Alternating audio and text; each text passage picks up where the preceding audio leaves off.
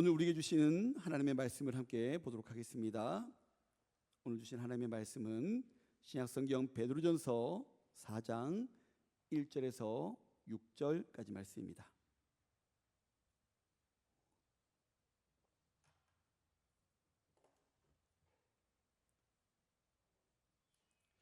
베드로전서 4장 1절에서 6절까지 말씀. 제가 한 절, 여러분들이 한 절, 이렇게 한 절씩 교독하도록 하겠습니다. 그리스도께서 이미 육체의 고난을 받으셨으니 너희도 같은 마음으로 갑옷을 삼으라. 이는 육체의 고난을 받은 자는 죄를 그쳤음이니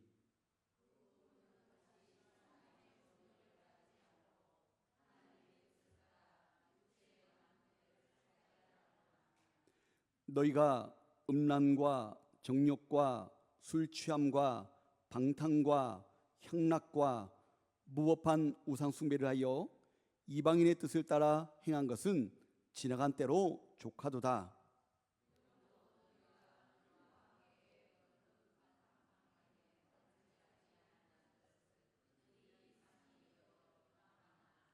그들이 산 자와 죽은 자를 심판하기로 예배하신 이에게 사실대로 고하리라.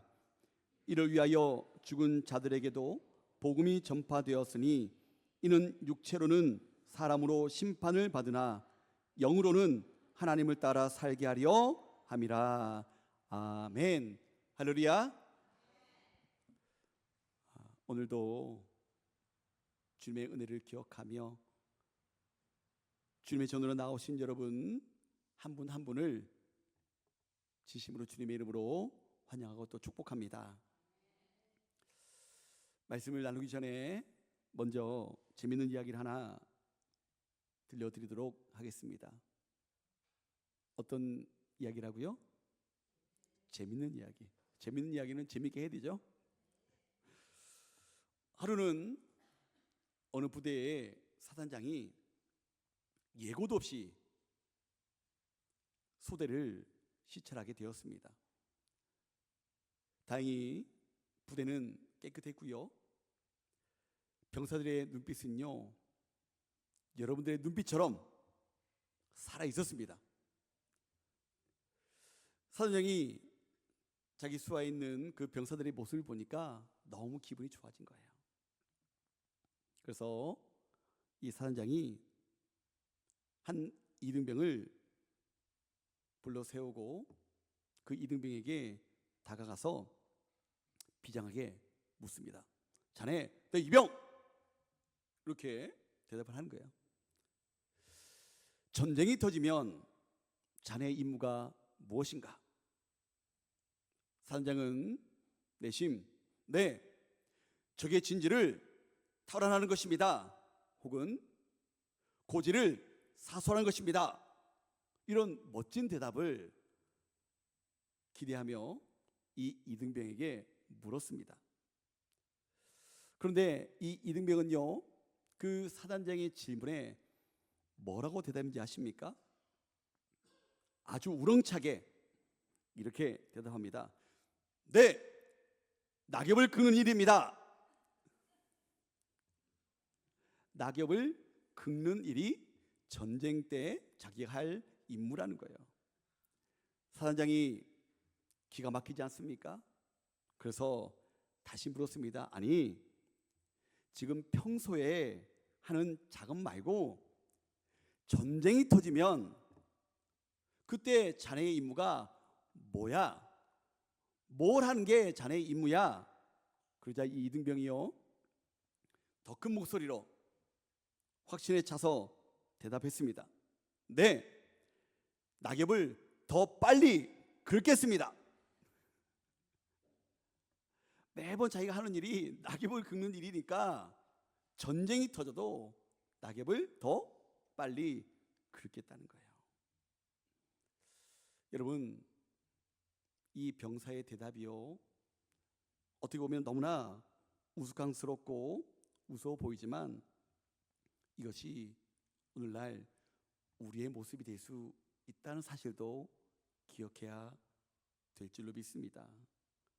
우리가 평화로울 때는요, 내가 하고 싶은 대로, 내가 원하는 대로 신앙생활도 마찬가지입니다. 잘 하는 것처럼 보입니다.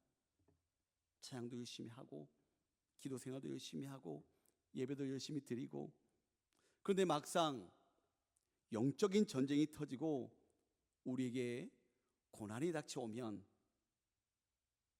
내가 영적인 군사로서 무엇을 해야 할지 모르고요, 그저 하던 대로 안주하고 있을 때가 있다는 거예요. 여러분, 잘 훈련되어진 그런 영적인 군사가 되어야 된다는 것입니다. 훈련을 어떻게 해요? 열심히 해야 되는 거예요. 훈련을 열심히 해야 되는 거예요.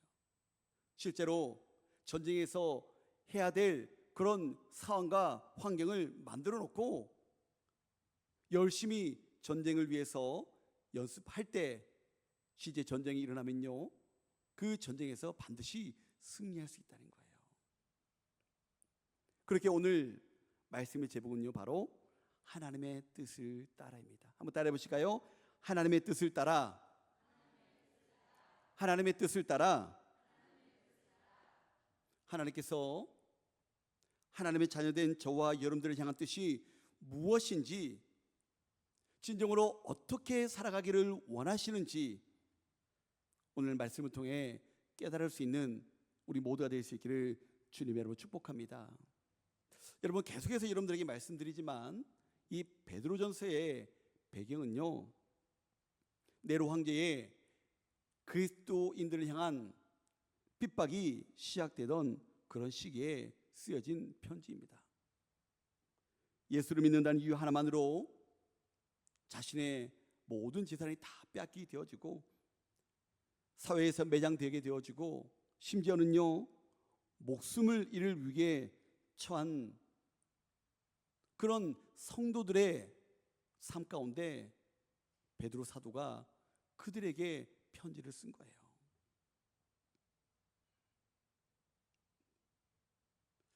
여러분, 베드로전서를 가지고 우리가 지금 몇 달을 통해서 계속 말씀을 나누지 않았습니까? 어떤 분들은 이렇게 말씀하시는 분들도 있어요. 아니 목사님, 그 초대교회 당시에 고통을 받고 고난을 받는 모습과 지금 2000년이 지난 2025년을 살아가는 우리에게 그 말씀이, 그 고난이, 그 아픔이, 그 어려움이 무슨 상관이 있습니까?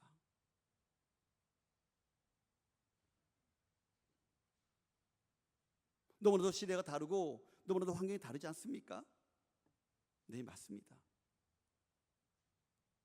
그런데요, 제가 베드로전서를 시작하면서 여러분들에게도 몇 번 그 얘기를 말씀드렸는데, 우리가 지금 이 시대 가운데 베드로전서의 이 내용을 가지고 말씀을 나누고 이 말씀 가운데 그 의미를 찾아야 되는 중요한 이유가 몇 가지 있습니다.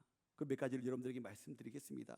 첫 번째로는요, 고난을 바라보는 그 해석의 틀을 바꿔야 되기 때문에 그렇다는 거예요. 여러분, 믿음은요, 해석입니다. 한번 따라해 보실까요? 믿음은 해석입니다. 믿음은요, 해석인 거예요. 여러분, 인생을 살아가면서 고난 없이 살아가기를 바라십니까? 아마 모든 사람들이 그걸 원할 거예요. 그런데 여러분, 제가 장담하건대 그건 불가능합니다. 고난의 형태만 다르고 고난의 형태만 바뀌었지, 지금 우리에게도 여전히 초대교회 때 겪었던 그 시련과 아픔과 고통이 지금도 우리에게 있다는 거예요. 그런 상황 가운데 베드로는 우리에게 뭐라고 고면합니까?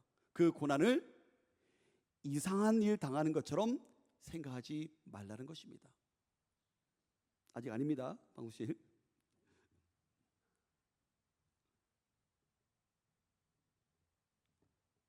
우리가 당하는 고난을 이상하게 여기지 말라는 거예요.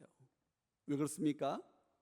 그 고난의 시간이 우리 믿음의 사람들에게는요, 우리의 믿음을 진짜 금같이 만드는 하나님의 섭리 안에 있기 때문에 그렇다는 거예요.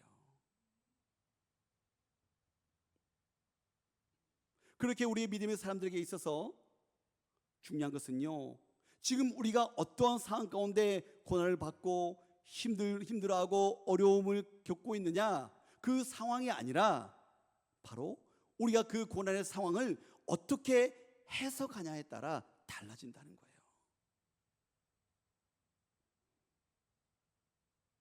믿음의 사람이라면요, 하나님의 말씀을 가지고 그 상황을 해석할 수 있다는 거예요. 그렇게 우리가 지금 이 베드로전서를 읽고 묵상해야 되는 이유인 것입니다.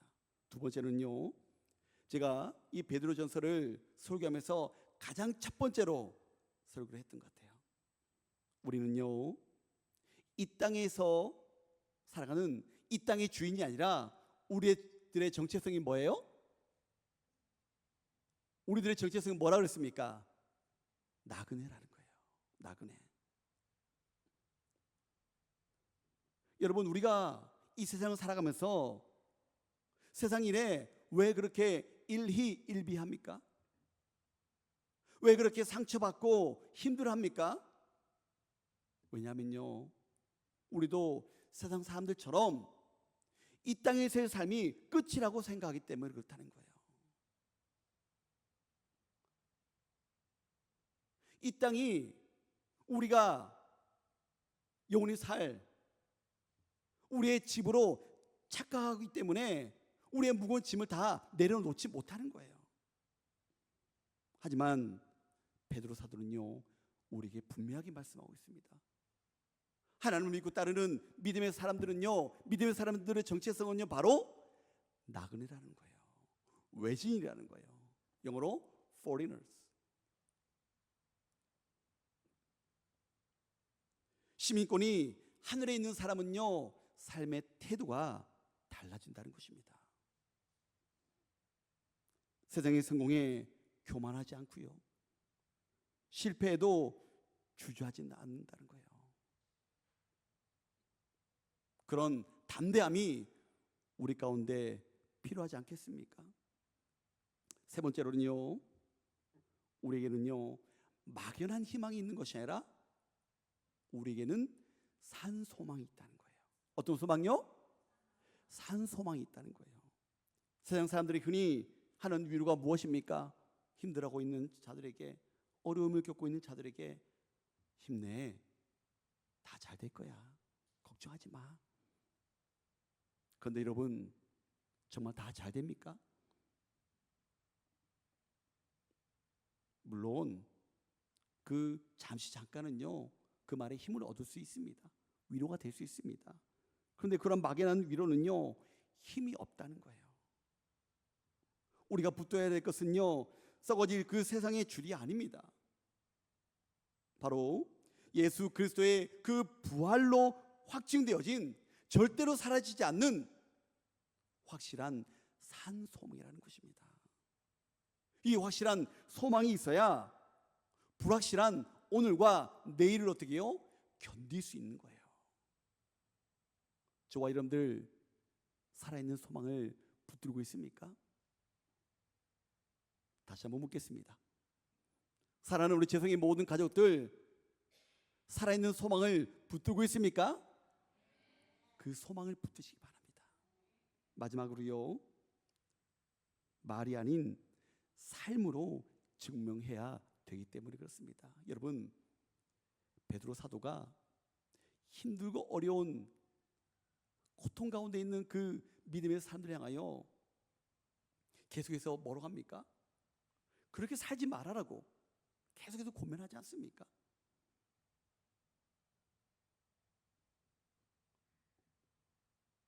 요즘 교회가 참 많이 욕을 먹습니다. 그렇죠? 욕을 많이 먹으니까 배불러요. 그렇죠? 왜 그렇습니까? 삶이 뒷받침되지 못하기 때문에 그렇습니다. 세상은요, 우리의 화려한 언변, 화려한 그런 말장난이 아니라 우리의 뒷모습을 보고 하나님을 평가한다는 사실을 우리는 기억해야 된다는 것입니다. 비난받는 시대일수록 우리가 선한 행실로 악을 이기는 그런 거룩한 삶의 방식을 보여줘야 된다는 것입니다. 그것이 세상을 변화시키는 가장 확실한 방법이라는 거예요. 이 네 가지를 여러분 그냥 지식적으로 기억하는 것이 아니라 이 네 가지를 꼭 마음에 새기시기 바랍니다. 우리가 베드로 전서를 읽고 묵상하고 우리 삶 가운데 적용해야 될 분명한 메시지라는 거예요. 베드로 사도는요,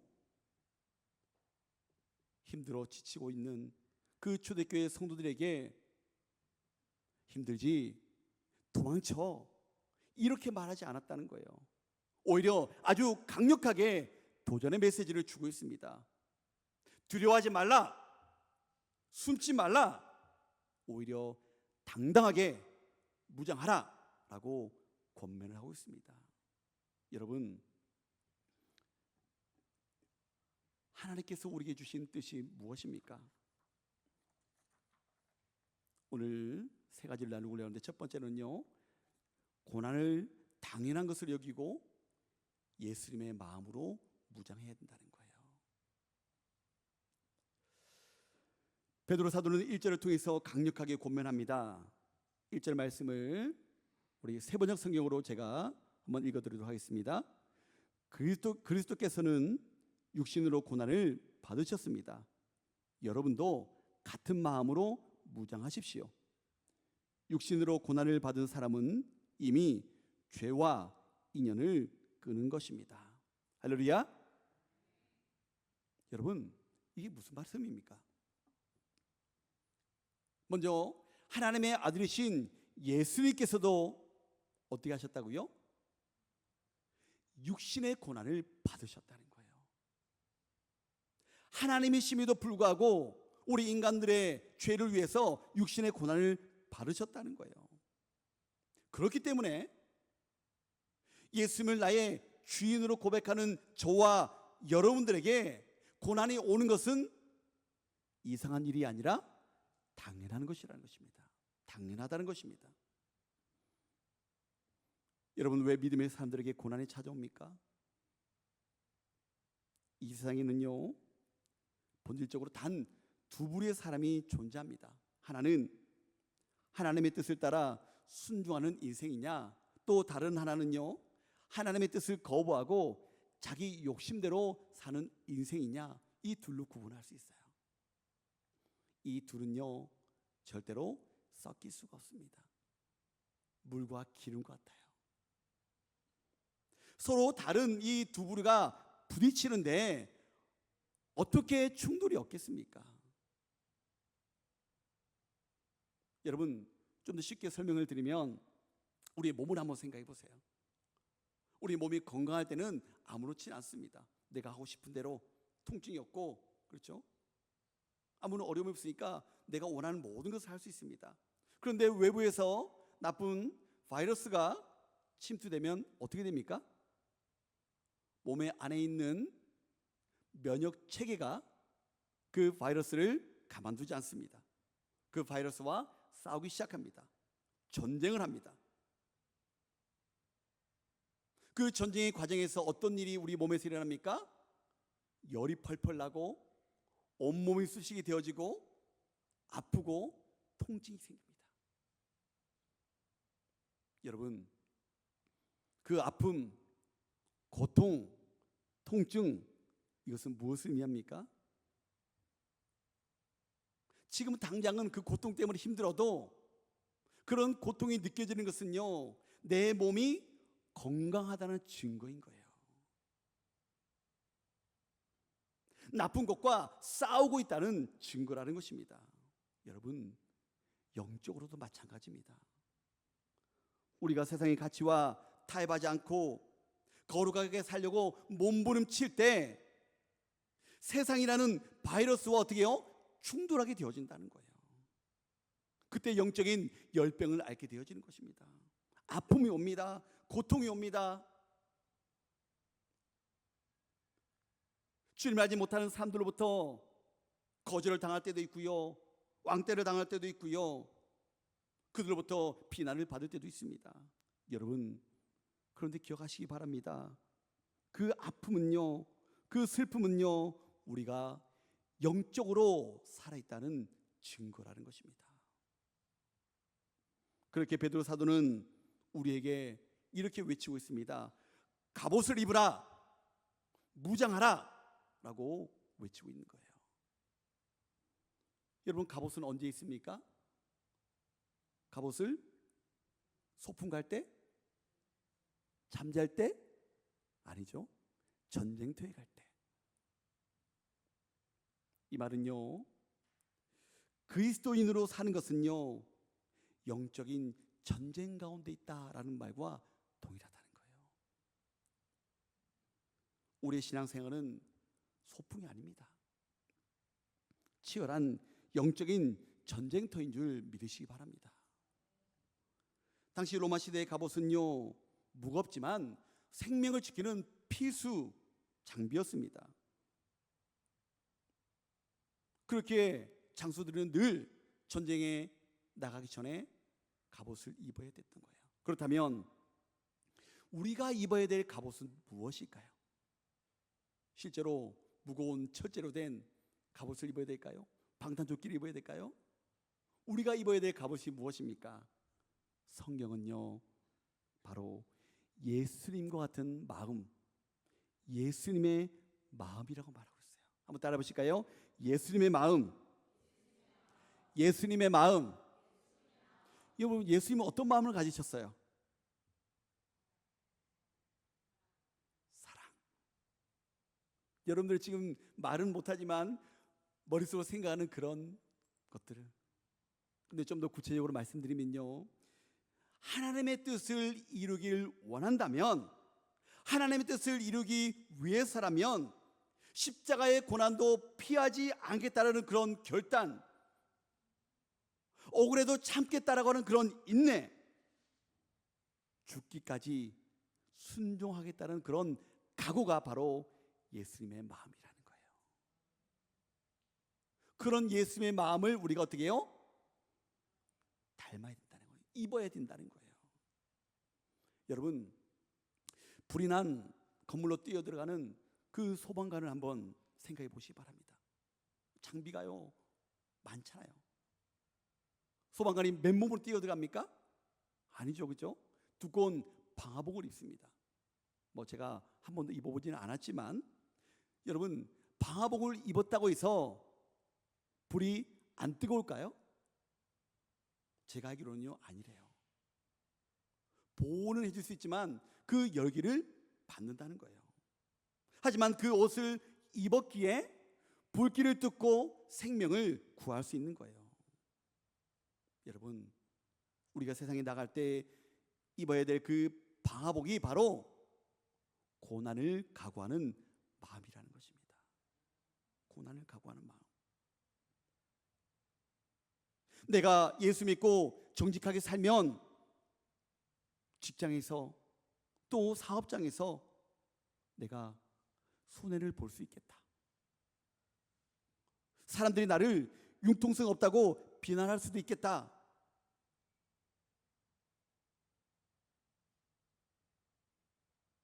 그렇지만 나는 그것을 감수해야지. 이 마음의 준비가 되어 있는 사람은요, 세상이 두렵지 않다는 거예요. 누가 나를 비난해도 나 그럴 줄 알았어. 예수님이 먼저 가신 길이니까 나도 그 길을 따라갈 거야 하고 넘길 수 있다는 거예요. 그런데 오해하지 마시기 바랍니다. 세상 사람들에게 옳지 못한 모습을 보이고 올바로 살지 못하고 이런 비난을 받는다고 해서 그래, 당연히 고난 받을 줄 알았어, 예수님이 이런 마음이야, 이런 걸 말씀하는 게 아니에요.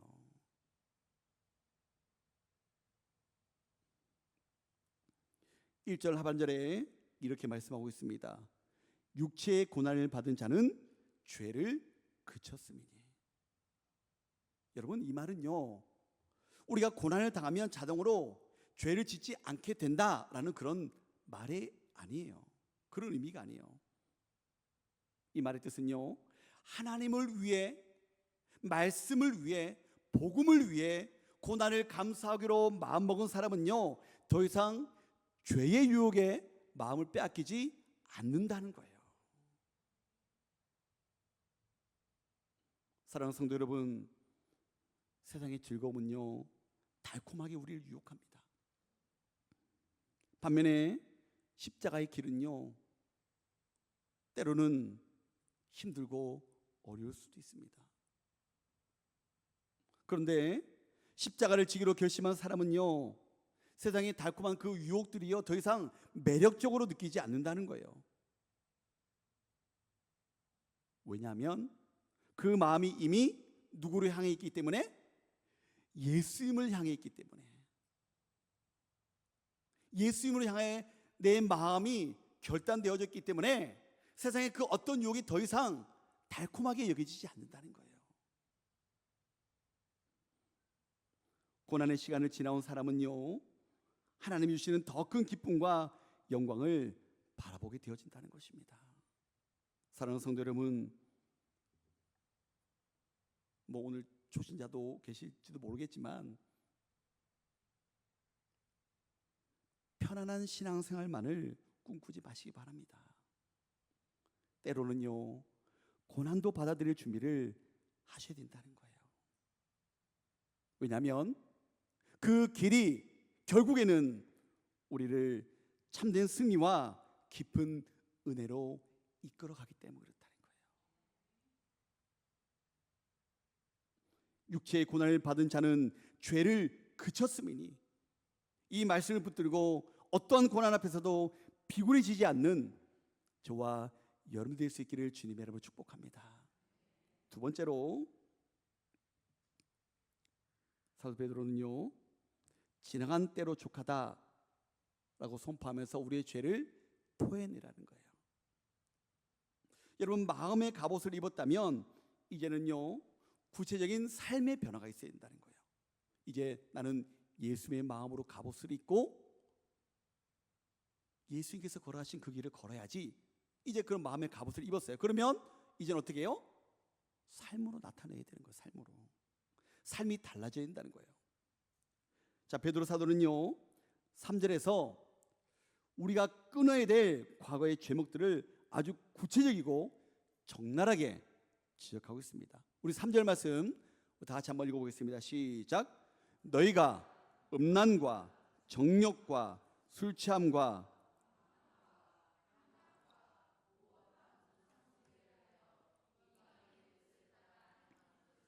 지나간 때로 족하도다. 아멘. 음란은요, 성적인 부도덕이 겉으로 드러나는 더러움입니다.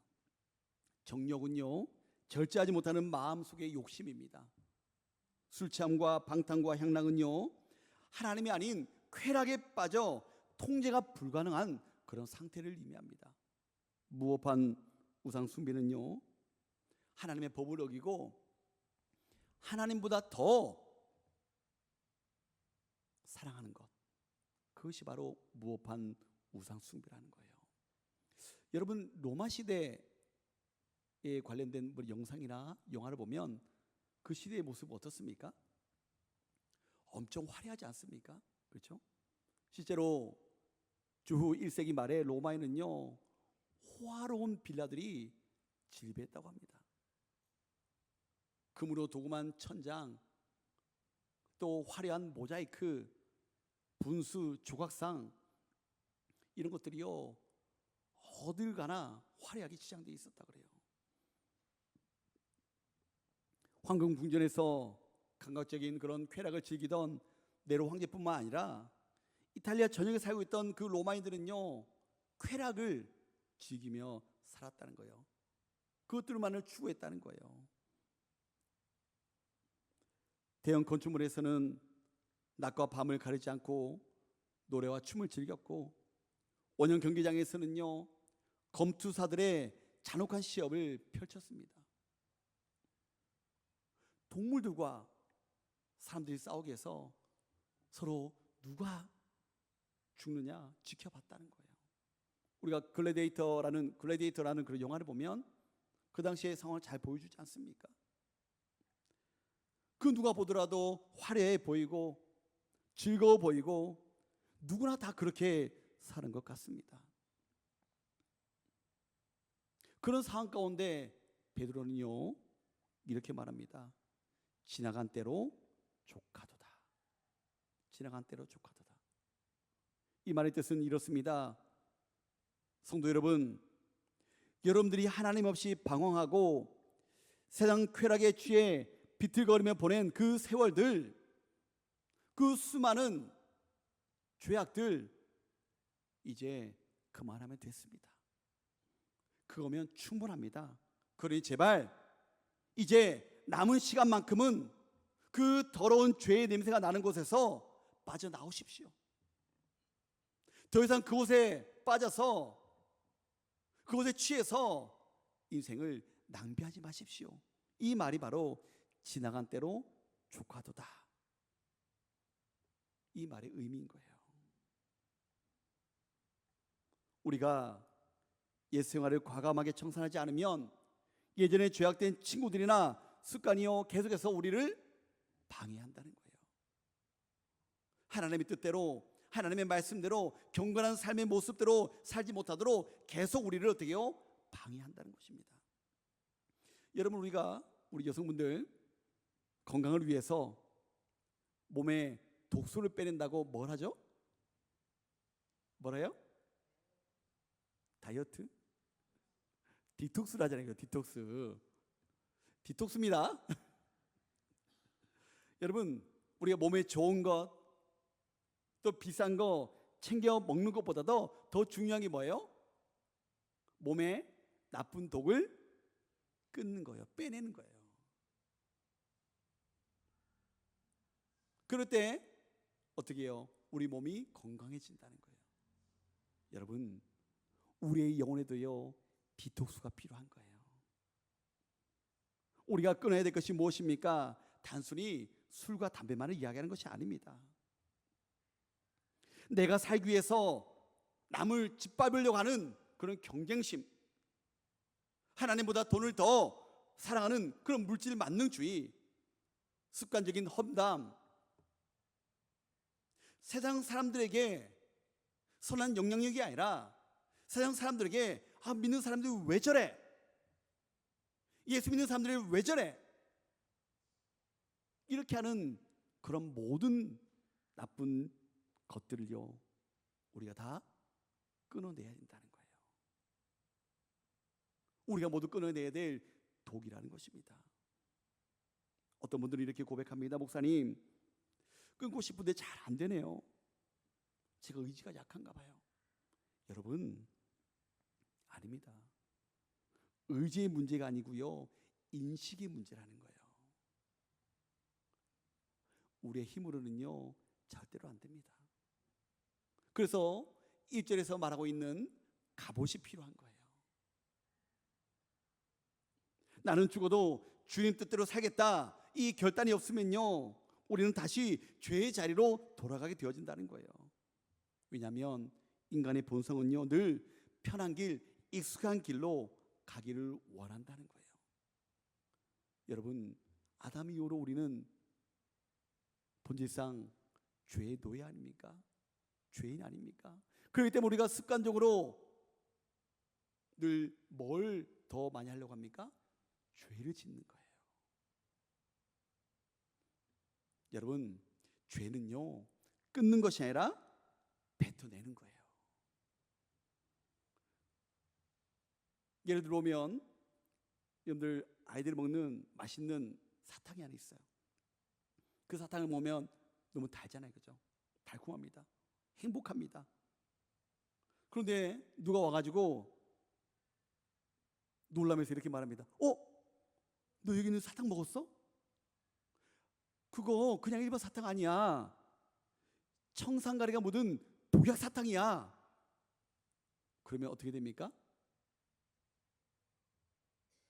지금 자신이 먹고 있는 그 사탕이 청산가리가 묻어 있는 그 독이 묻은 사탕이라는 것을 알았을 때, 그래도 맛있는데? 너무 달콤한데? 괜찮아. 이렇게 말하는 사람이 없을 거예요. 그죠? 그게 독인 줄 알면 당장 뱉습니다. 그리고 물로 헹구고 자기 입안에 있는 모든 침까지 어떻게 다 뱉어냅니다. 씻어냅니다. 그것처럼 세상이 주는 그 쾌락과 기쁨이요, 죄의 즐거움이요, 결국 내 영혼을 죽이는 독약임을 깨달아야 되고요. 그것을 어떻게 해요? 뱉어내야 되는 거예요. 하나님의 뜻을 따라 살기로 결단했다면 그 과거의 습관을 과감히 끊어내고 거룩한 새 옷을 입어야 된다는 것입니다. 세상의 쾌락이, 정욕이 내 영혼을 죽이는 치명적인 독약임을 깨달아서 베드로 사도가 우리에게 말하는 것처럼 지나간 때로 족하다. 지나간 때로 족하다.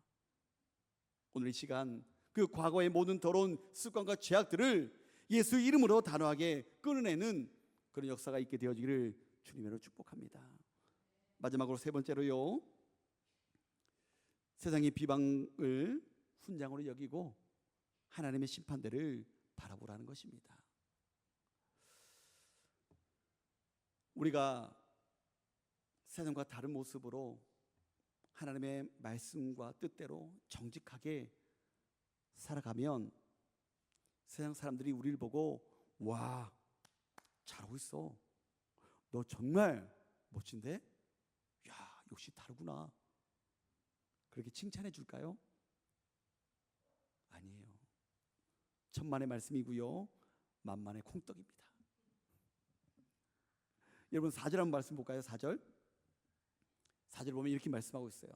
이러므로 너희가 그들과 함께 그런 극한 방탕에 다름질하지 아니하는 것을 어떻게 한다고요?